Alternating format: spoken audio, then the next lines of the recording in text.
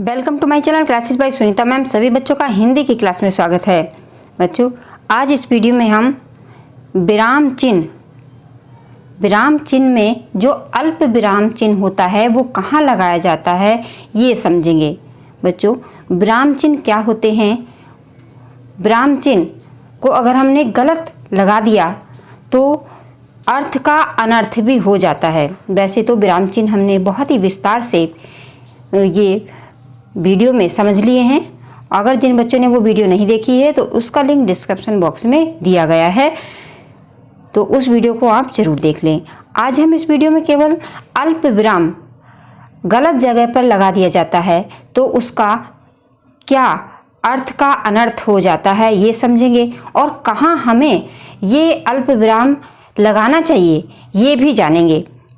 क्योंकि जब हम हिंदी में लिखते हैं तो हमें अल्प विराम है उसका ये पता होना चाहिए कि कहाँ हमें अल्प विराम लगाना है।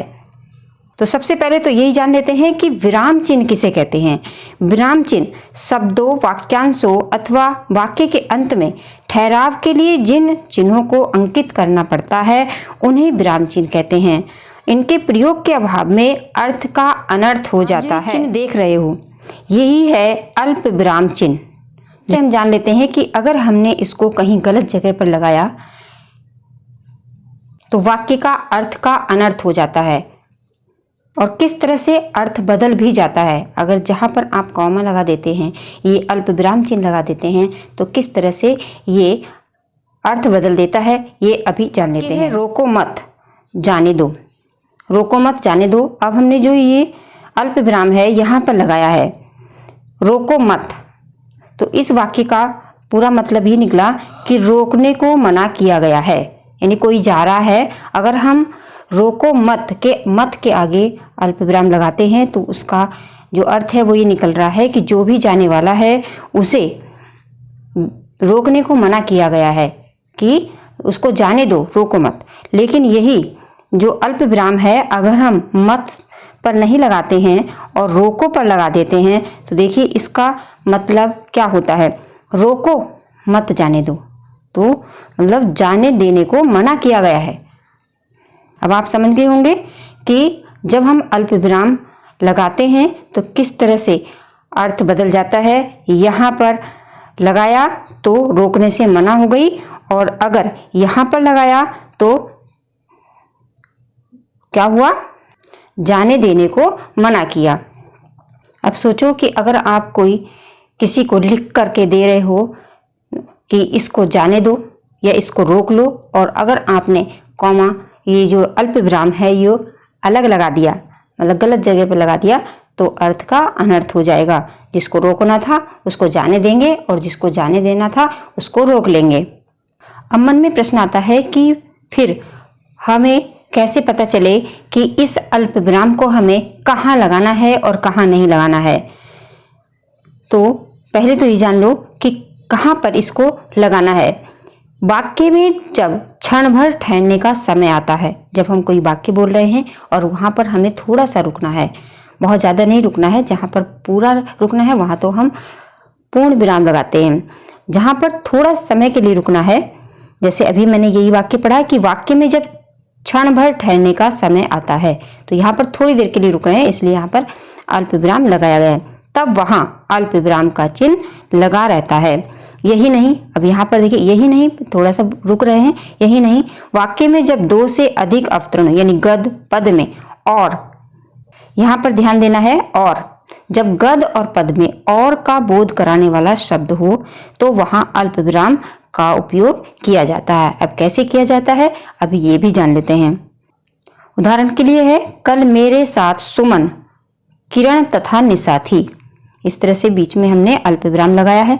लेकिन जब हम इस वाक्य को पूरा पढ़ेंगे तो हमें पता चल रहा है कि इसके बीच में और भी आ सकता था, लेकिन और को नहीं लगाया गया है। जब और को हटाया गया है तब ही इसमें अल्प विराम लगाया गया है। अगर अल्प विराम नहीं आता तो इसके बीच में और आता, जैसे कल मेरे साथ सुमन और किरण तथा निशा थी, तो यहाँ पर और हटाया गया है, तो जहाँ पर और नहीं है नहीं लगाया जाएगा, वहाँ पर अल्प विराम लगाया जाएगा। समझ में आ गया कि और का बोध कराने वाला शब्द हो तो वहां पर अल्प विराम का उपयोग किया जाता है। और कहाँ कहाँ लगाते हैं, तो वाक्य में निकले शब्दों के साथ भी इस चिन्ह को लगाया जाता है। कौन से चिन्ह को? अल्प विराम के चिन्ह को। जैसे नहीं, जो मुख से पहले बोला जाए शब्द उसके बाद अल्प विराम चिन्ह लगाया जाता है।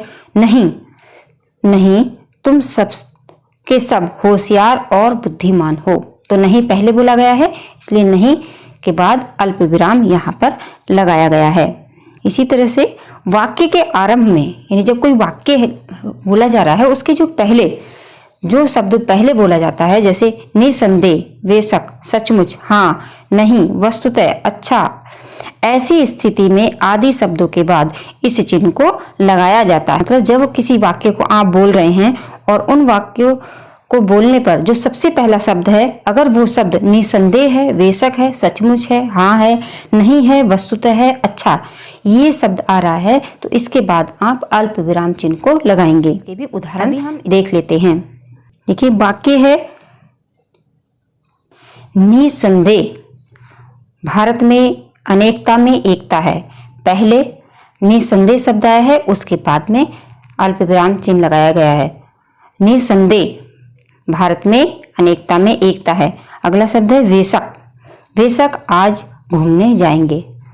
सचमुच आप बहुत महान हैं। यहाँ पर ध्यान दे रहे हैं ना कि जो ये शब्द हैं वो वाक्य में पहले लगे हैं। अगर वाक्य में ये शब्द निसंदेह, बेशक, सचमुच आ रहे हैं, जैसे हाँ आया है, तो इसमें भी अल्प विराम लगेगा। जैसे हाँ, मैंने लगभग सारा काम कर लिया है। आगे देखिए, नहीं, मैं वहां नहीं गया था। नहीं पहले आया है, इसलिए अल्प विराम लगाया गया है। वस्तुतः आप बहुत अच्छे इंसान हो। वस्तुतः शब्द पहले आया है, इसलिए यहाँ पर देखिए अल्प विराम लगाया है। अच्छा, ये बात थी, तो यहाँ पर अल्प विराम लगाया गया है। अब और भी जान लेते हैं कि और किन शब्दों के बाद अल्प विराम लगाया जाता है।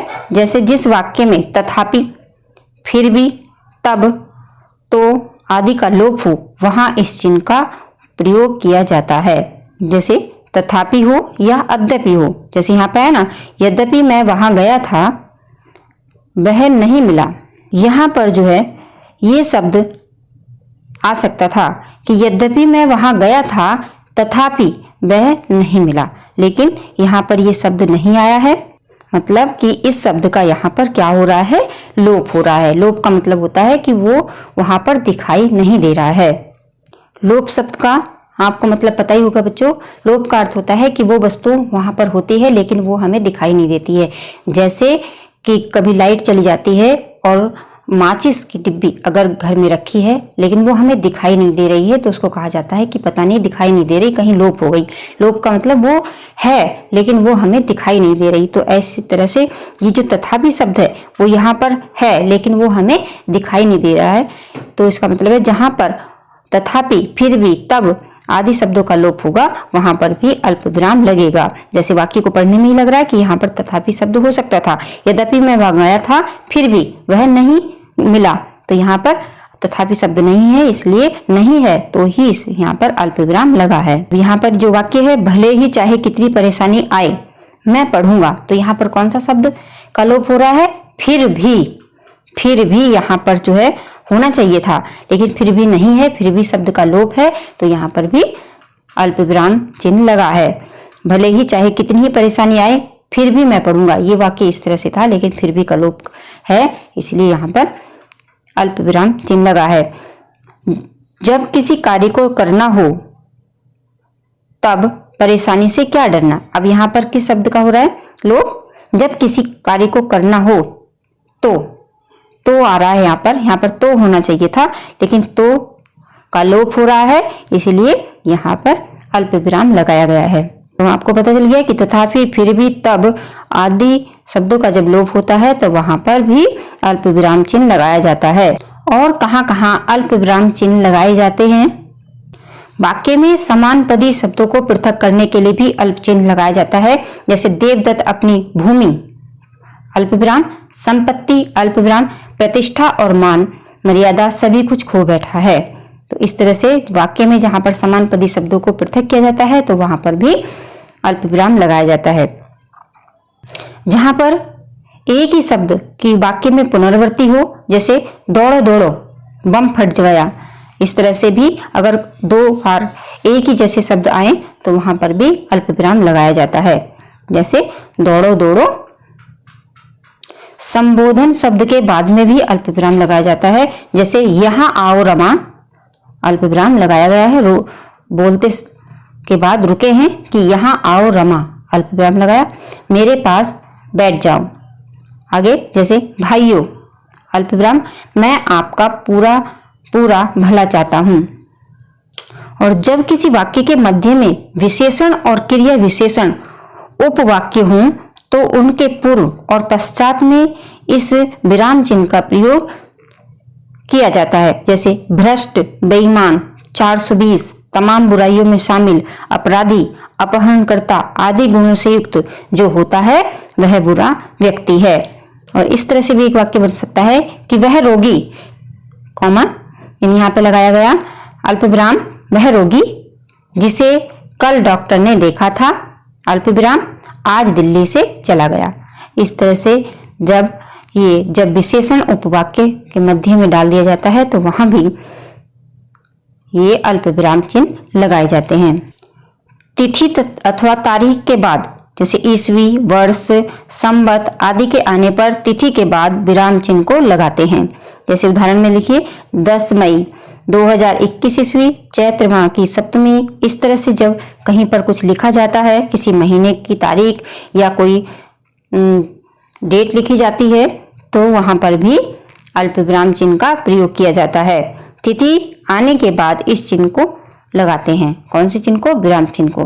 तो आज इस वीडियो में हमने समझा अल्प विराम चिन्ह। मुझे आशा है कि आप सबको इस अल्प विराम चिन्ह को कहाँ पर लगाना है ये अच्छी तरह से समझ में आ गया होगा। अगर आ गया है तो कमेंट बॉक्स में बताना बिल्कुल भी ना भूलें और वीडियो को लाइक करना भी ना भूलें। अपने मित्रों के साथ शेयर जरूर करें ताकि इस वीडियो का लाभ सभी बच्चों को मिले। और जिन बच्चों ने चैनल को सब्सक्राइब नहीं किया है वो चैनल को सब्सक्राइब करें, साथ में जो घंटी है उसको भी प्रेस कर ले ताकि अगली वीडियो का नोटिफिकेशन सबसे पहले आपके पास पहुँचे। धन्यवाद।